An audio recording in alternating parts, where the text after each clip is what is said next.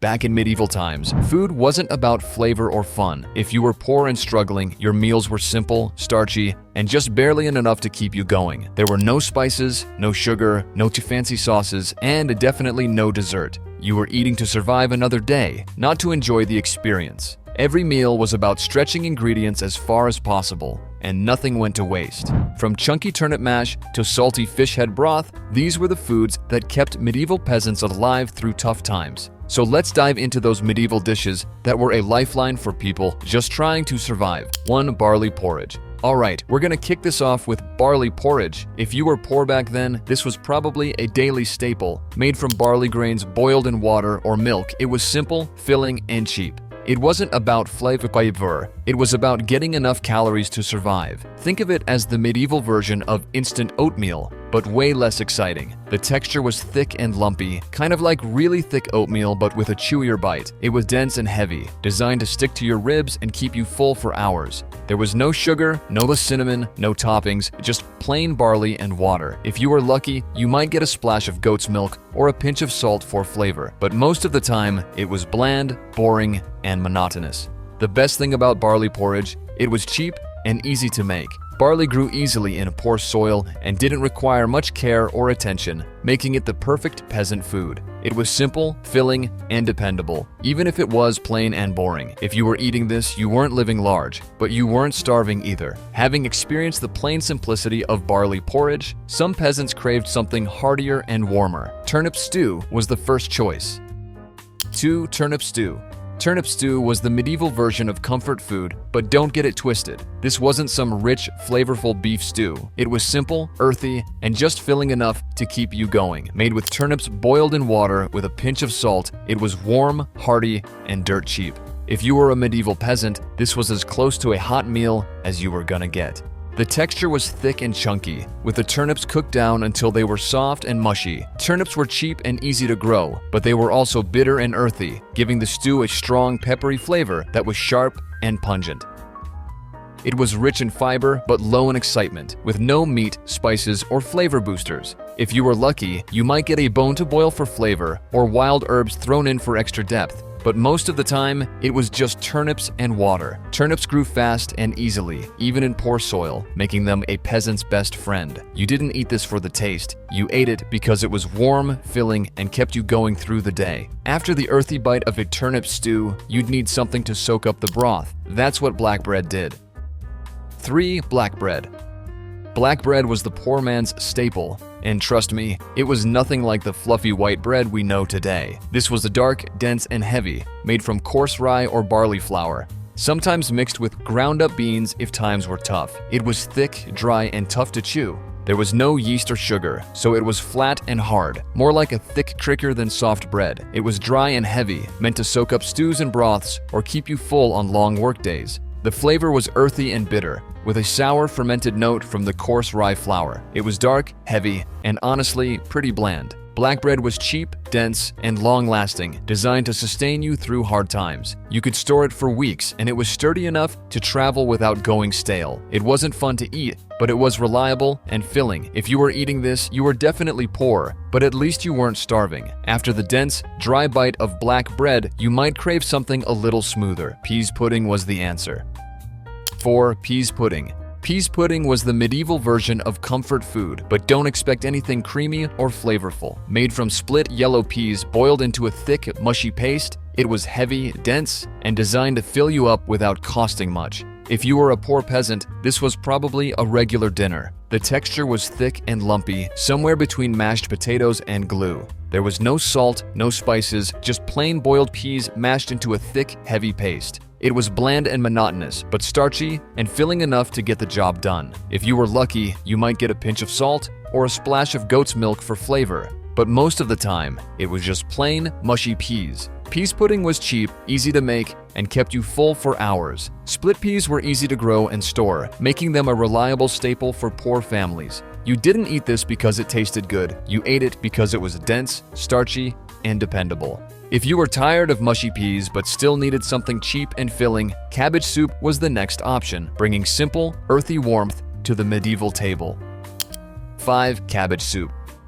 Cabbage soup was the literal definition of eating on a budget. It was simple, watery, and just hearty enough to keep you going. Made with cabbage boiled in water with maybe a pinch of salt, it was thin, earthy, and honestly, pretty bland. But it was cheap and easy to make. So if you were a peasant scraping by, this was a go-to meal. The texture was thin and watery, with soft, limp cabbage leaves floating in a weak, pale broth. The cabbage was cooked down until it was soft and mushy, losing all of its crispness and color. The flavor was earthy and slightly bitter, with a peppery bite from the raw cabbage. There were no spices, no seasoning, just the natural bitterness of the boiled cabbage. It was thin, watery, and barely filling. But it was cheap, which was all that mattered back then. Cabbage was easy to grow, even in poor soil, and could be harvested year-round, making it a reliable staple for poor families. It wasn't rich or satisfying, but it was cheap, hot, and just filling enough to keep you going. For those who wanted something thicker and heartier, oat gruel was the next option.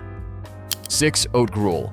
Oat gruel was the medieval version of basic, boring breakfast. Think of it as oatmeal's sad cousin, made from ground oats boiled in water. It was thick, lumpy, and designed to fill you up on the cheapest ingredients possible. The texture was thick and lumpy, with coarse, gritty oats that were heavy and chewy. The flavor was plain and earthy, with a mild nuttiness from the ground oats. There was no sugar, no milk, no toppings, just plain oats and water. It was bland, monotonous, and kind of gummy, but it was cheap and filling. If you were lucky, you might get a splash of goat's milk or a sprinkle of salt for flavor, but most of the time, it was just plain, thick mush. Oats were easy to grow, cheap, and long-lasting, making them a reliable staple for poor families. If you were eating this, you were surviving, but you definitely weren't thriving. After the plain, heavy mush of oat gruel, you might want something with a little more flavor. That's what lentil stew was good at. 7. Lentil stew.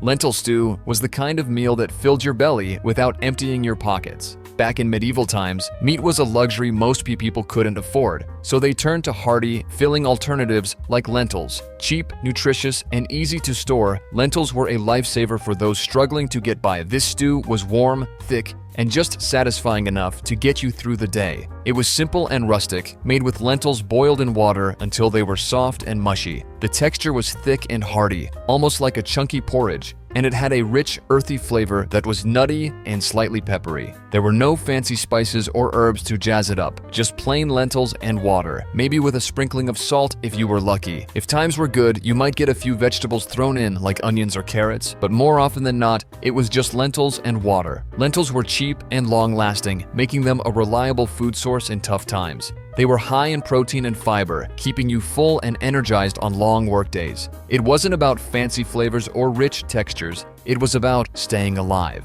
If you were tired of plain, mushy stew, but still needed something cheap and filling, you might reach for onion pottage instead, bringing savory, aromatic warmth to the table. 8. Onion pottage.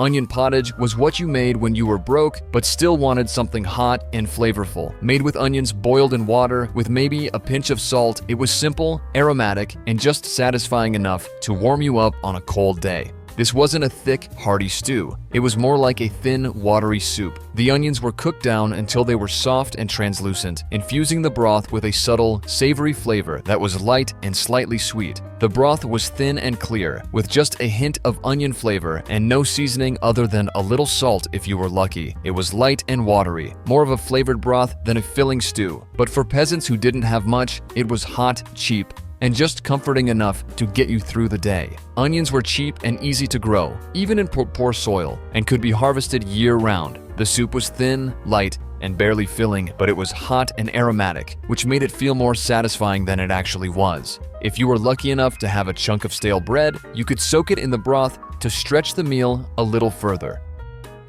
For those who needed something heartier and more filling, bean broth was a better option. 9. Bean broth. Bean broth was the ultimate budget-friendly belly filler. In medieval times, meat was a luxury, but beans were cheap, plentiful, and surprisingly nutritious. Boiled with water and a pinch of salt, they became a thick, starchy broth that was hearty, warm, and just satisfying enough to keep you going. It wasn't fancy or exciting, but it was dependable and filling. The texture was thick and creamy, with the beans breaking down into a rich, starchy broth that was smooth and hearty. It was dense and heavy, meant to fill you up and keep you energized on long work days. The flavor was earthy and nutty, with a subtle sweetness from the boiled beans. There were no herbs or spices, just plain boiled beans and maybe a sprinkling of salt if you were lucky. Beans were rich in protein and fiber, making them a filling, energy-boosting food for poor families. They were cheap, long-lasting, and easy to grow, even in poor soil. For those who wanted something a little heartier but still dirt cheap, acorn bread brought dense, nutty carbs to the medieval table. 10. Acorn bread. In medieval times, when wheat was too expensive and barley was running low, people turned to acorns as a cheap, foraged alternative. This bread was dense, dark, and heavy, made by grinding acorns into flour and mixing it with water and salt. It was thick, gritty, and tasted like the forest floor. The texture was coarse and heavy, with a crumbly bite that was dry and gritty. It was dark and tough, more like a heavy cracker than fluffy bread. The flavor was earthy and bitter, bite that was sharp and slightly sour. That's because acorns are full of tannins, which are bitter and toxic if not properly leached. To make them edible, you had to soak them in water for days to remove the tannins, then dry and grind them into a coarse flour. Acorns were free and abundant, falling from oak trees in the woods, making them a lifeline for poor families. The bread was dense, bitter, and tough to chew, but it was cheap, filling, and kept you going through hard times. For those who wanted something sweeter and softer, hasty pudding was the next option, bringing warm, mushy comfort to the medieval table. 11. Hasty pudding. Hasty pudding was the medieval answer to cheap, fast food. But don't get it twisted. This wasn't sweet, creamy dessert pudding. It was a thick, starchy porridge made from boiled grains and water, designed to fill you up on a tight budget. If you were a poor peasant, this was probably a breakfast staple. The texture was thick and lumpy, somewhere between porridge and glue. It was heavy and dense, sticking to your ribs and keeping you full for hours. The flavor was plain and earthy, with a subtle nuttiness from the ground grains. Hasty pudding was all about speed and practicality. It was quick and easy to make, perfect for busy mornings before a long day of hard labor. You could boil it in one pot over an open fire, and it required nothing but grains and water, making it cheap and convenient for poor families. It wasn't about flavor or fun, it was about getting calories. If you were eating this, you were surviving, but you definitely weren't thriving. For those who wanted something a little heartier, rye cakes were a decent alternative, bringing dense, chewy carbs to the medieval table. 12. Rye cakes. Rye cakes were a no-frills snack that got the job done. In medieval times, wheat was expensive and usually reserved for the rich, so peasants turned to rye as a cheaper, heartier alternative. These cakes were dense, dry, and heavy, made from coarse rye flour and water, then baked on a griddle until they were tough and chewy. They were more like flatbreads than actual cakes, and they were all about function over flavor. The texture was dense and gritty, with a coarse, chewy bite that was dry and rough. There was no yeast, no sugar, no butter, just plain rye flour and water mixed into a thick, heavy dough. The flavor was earthy and sour, with a bitter, fermented note from the coarse rye flour. There was no sweetness, no lightness, just dense, bitter carbs that were dry and heavy. If you were lucky, you might get a pinch of salt for flavor, but most of the time, it was just the plain, bitter bread. Rye was cheap, sturdy, and easy to grow in poor soil, making it a reliable staple for poor families. The cakes were dry, heavy, and barely flavorful, but they were cheap, long-lasting, and kept you full for hours. If you were eating this, you were getting by, but just barely. For those who wanted something salty and briny, salted herring was always available. 13. Salted herring. Salted herring was how medieval people got their protein and salt fix without breaking the bank. In a world where fresh meat was a luxury and refrigeration didn't exist, fish was the cheapest, most reliable option for staying fed. Herring was cheap and plentiful, caught in massive schools along the coast, then salted and dried to make it last for months. This was the medieval version of canned tuna, but way saltier and much tougher to chew. The texture was firm and chewy, almost leathery, with a dense, meaty bite that was salty and slightly fishy. The salt cured the fish, drawing out the moisture and preserving it for long voyages or winter storage. The flavor was intensely salty, with a rich, briny taste that was bold and pungent. It was fishy and salty, almost like a concentrated ocean flavor that was sharp and savory. You couldn't eat this on its own, it was too salty and tough. People usually soaked it in water to rehydrate it and mellow out the salt, then boiled or grilled it for a smoky, salty bite that was rich and flavorful. Salted was high in protein, salt, and healthy fats, keeping you energized and full on long workdays. It was cheap, long-lasting, and easy to store, making it a reliable staple for poor families. If you were eating this, you were getting your protein, but you were also drinking a lot of water to wash down the salt. For those who wanted something warm and comforting, nettle soup was another alternative they had. 14. Nettle soup. Nettle soup was the ultimate forager's feast. When you were too poor to buy vegetables and your garden wasn't producing, you turned to wild greens like nettles. Yes, the same nettles that sting your skin were actually a free, nutritious food source if you knew how to cook them right. Gathered from fields and forests, nettles were boiled into a thick, green soup that was earthy, savory, and just a little bit bitter. The texture was smooth and silky, somewhere between broth and puree. The nettles were boiled down until they were soft and tender, losing their sting but keeping their vibrant green color. The flavor was earthy and herbal, almost like spinach with a wild, grassy twist. It was rich and leafy, with a slight bitterness that was sharp and pungent. There were no spices or seasonings, just plain nettles and water, maybe with a pinch of salt if you were lucky. It was simple, herbal, and just hearty enough to keep you warm and satisfied. Nettles were free and abundant, growing wild in fields and forests, making them a lifesaver for poor families. They were rich in vitamins and minerals, giving you a nutritional boost when food was scarce. It was cheap,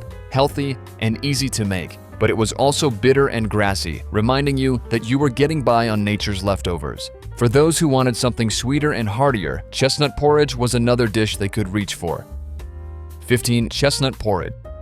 Chestnut porridge was the closest thing to comfort food for poor medieval folks. When grains were scarce or too expensive, people turned to chestnuts as a cheap, foraged alternative. This porridge was warm, thick, and slightly sweet, made by boiling ground chestnuts in water until they were soft and mushy. It was nutty, starchy, and just filling enough to keep you warm and satisfied. The porridge was thick and lumpy, somewhere between mashed potatoes and oatmeal. The chestnuts were ground into a coarse flour, giving the porridge a grainy, gritty bite that was dense and starchy. It was heavy and filling, designed to stick to your ribs and keep you full for hours. The flavor was nutty and earthy, with a mild sweetness that was subtle and comforting. There were no spice, no sugar, just plain boiled chestnuts, with maybe a pinch of salt for flavor. It was bland and monotonous, but rich and starchy enough to get the job done. Chestnuts were free and abundant, falling from trees in the forest, making them a reliable food source when crops failed. They were rich in carbs and fiber, keeping you energized and full on long workdays.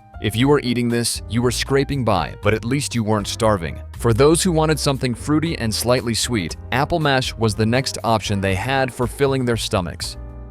16. Apple mash.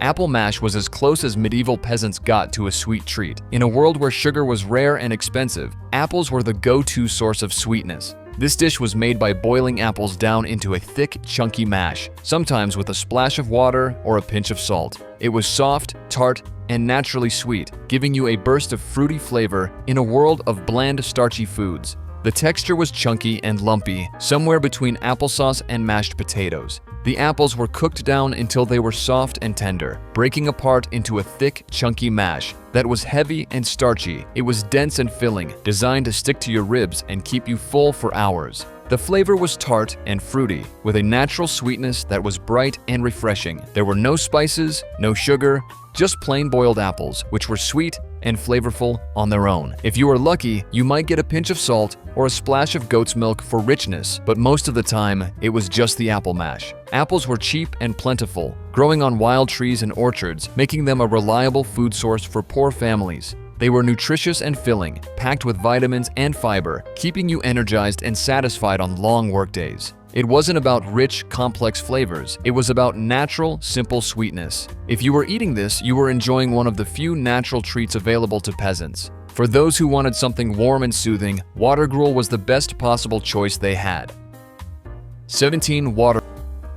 Water gruel was about as plain and basic as food could get. Made from coarse ground grains boiled in water, it was thin, watery, and just barely filling enough to keep you going. This was emergency food, eaten when money was tight and the pantry was empty. It wasn't about flavor or pleasure, it was about survival. It was thin and runny, almost like a watery soup with tiny bits of grain floating in it. It was thin and gritty, with a rough, grainy bite that was heavy and starchy. There was no creaminess, no richness, just plain ground grains and water. The flavor was bland and monotonous, with a dull, starchy taste that was flat and boring. There was no salt, no sugar, no spices, just boiled grains and water. It was thin, watery, and barely filling. but it was hot and cheap, which was all that mattered back then. If you were lucky, you might get a pinch of salt or a splash of goat's milk for flavor, but most of the time, it was just plain, watery gruel. Grains were cheap and long-lasting, making them a reliable staple for poor families. You could boil a small handful of grains in a big pot of water and end up with enough gruel to feed the whole family. For those who wanted something heartier and more flavorful though, parsnip stew wasn't too far off. 18. Parsnip stew.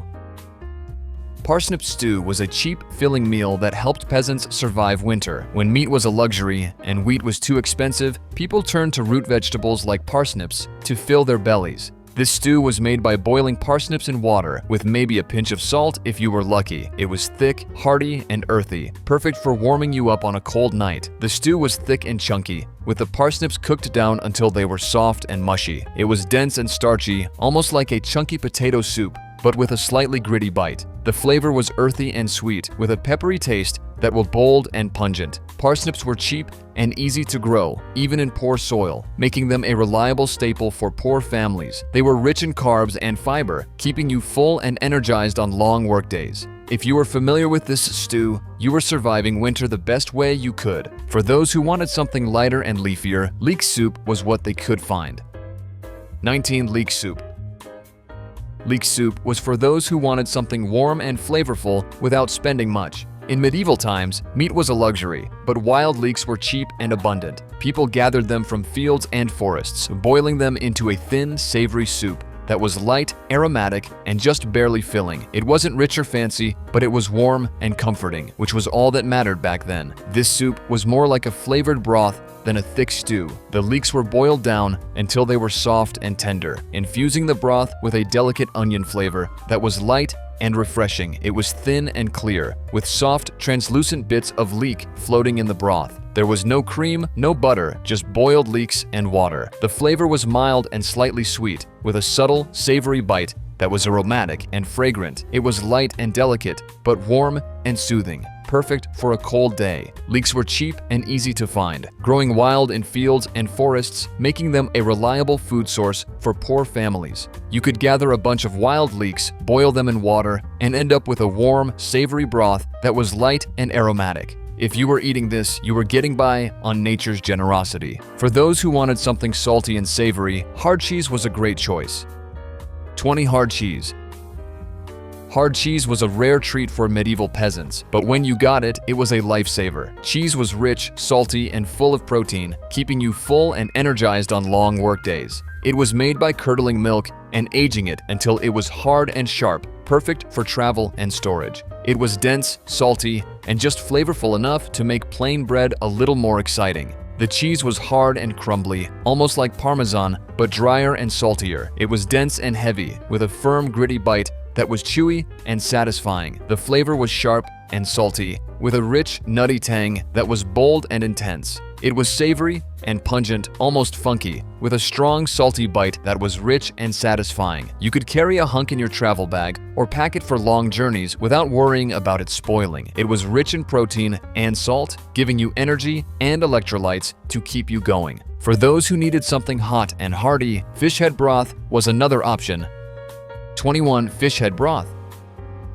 Fish head broth was for those who couldn't afford the fish but didn't want to waste anything. In medieval times, nothing went to waste, especially when food was scarce and expensive. Fish heads were cheap and plentiful, sold by fishmongers after all the good meat was taken off. Boiled into a rich, savory broth, they made a warm, aromatic soup that was salty, briny, and full of flavor. Fish head broth was about using every part of the fish. Fish heads were cheap, flavorful, and full of nutrients, making them a reliable food source for poor families. You could boil them into broth, strain out the bones, and end up with a warm, savory soup that was light. It wasn't about rich, complex flavors. It was about getting by on scraps. If this was your meal, you were making the most of nothing. For those who wanted something softer and starchier, turnip mash was the alternative.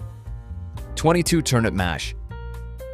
Turnip mash was the closest thing medieval peasants had to mashed potatoes. When potatoes weren't an option and grains were scarce, people turned to root vegetables like turnips to fill their bellies. This mash was made by boiling turnips until soft, then mashing them into a chunky, lumpy puree. It was earthy, peppery, and just barely sweet enough to keep things interesting. The flavor was earthy and slightly bitter, with a peppery sharpness that was bold and pungent. Turnips are naturally sweet, giving the mash a subtle sweetness that was mild and comforting. There were no spices, no butter, just plain mashed turnips with maybe a pinch of salt for flavor. It was earthy, rustic, and just satisfying enough to get the job done. Turnips were cheap and easy to grow, even in poor soil, making them a reliable staple for poor families. They were rich in carbs and fiber, keeping you full and energized on long work days. For those who wanted something fresher and greener, they chose wild herb salad. 23. Wild herb salad. Wild herb salad was the medieval way of eating fresh greens without spending a dime. Back then, if you wanted leafy vegetables, you didn't go to the market, you went foraging in the fields. This salad was made from wild herbs and greens gathered from fields and forests, tossed together raw or lightly wilted. It was leafy, earthy, and just slightly bitter, perfect for adding freshness to a heavy, starchy diet. The texture was crisp and leafy, with tender greens that were delicate and light. It was fresh and crunchy, with soft, leafy bites that were mild and refreshing. The flavor was earthy and slightly bitter, with a peppery sharpness from the wild greens. Depending on the season, you could find dandelion greens, sorrel, chickweed, or nettles, each bringing its own unique flavor to the mix. Some were slightly sweet, while others were bold and bitter, giving the salad a complex, layered flavor that was wild and rustic. There was no dressing, no seasoning, just raw, wild greens tossed together fresh from the earth. If you needed something heavier and starchier, barley cakes were a great choice. 24. Barley cakes. Barley cakes were for people who needed something heavy and filling without spending much. In medieval times, wheat was expensive and reserved for the rich, so peasants turned to barley as a cheaper alternative. These cakes were dense, heavy, and chewy, made from coarse barley flour mixed with water and salt, then baked on a griddle until they were thick and dry. They were more like thick, flat biscuits than actual cakes, but they were cheap, filling, and easy to carry. There was no yeast, no sugar, no butter, just plain barley flour and water mixed into a thick, heavy dough. The flavor was bitter, with a nutty, rustic taste that was bold and pungent. It was dry and heavy, meant to soak up stews and broths, or keep you full on long work days. If you were lucky, you might get a pinch of salt for flavor, but most of the time, it was just plain, bitter barley biscuits. For those who needed a simple, starchy staple, they turned to our last item on this list, dried peas. 25. Dried peas. Dried peas were the ultimate survival food in medieval times. When fresh vegetables were out of season and meat was too expensive, peasants relied on dried peas as a cheap, long-lasting staple that kept them fed and energized. These weren't the fresh, sweet peas we know today. They were hard, dried, and starchy. The texture was thick and mushy, somewhere between oatmeal and mashed potatoes. The peas were soaked overnight to soften them up, then boiled until they broke apart into a thick, starchy mush that was heavy and filling. It was bland and monotonous, but rich and starchy enough to get the job done. Dried peas were all about practicality and preservation. They were cheap, long-lasting, and easy to store, making them a reliable staple for poor families. You could buy them in bulk, store them for months, and boil them into porridge, stew, or thick mush that was dense and filling. They were rich in protein and fiber, giving you energy and nutrition when food was scarce. If you were eating this, you were getting by on the bare essentials. And with that, we've come to the end of this list. These dishes weren't just meals, they were a literal means of survival. When money was tight and crops were scarce, people turned to whatever they could find to fill their bellies. Looking back, it's amazing to see how resourceful and creative people were with so little. They learned to make the most of nature's bounty, gathering wild greens, herbs, and acorns to stretch their meals. They used every part of the animal, including fish heads and bones, and relied on cheap, long-lasting staples like barley, rye, and dried peas to stay fed through tough times. These dishes might seem bland and boring today, but back then, they were a lifeline for people who had nothing else. Would you ever recreate any of these dishes for the experience? Do let me know in the comments, and don't forget to like and subscribe to this channel for more medieval nostalgia. See you in the next video.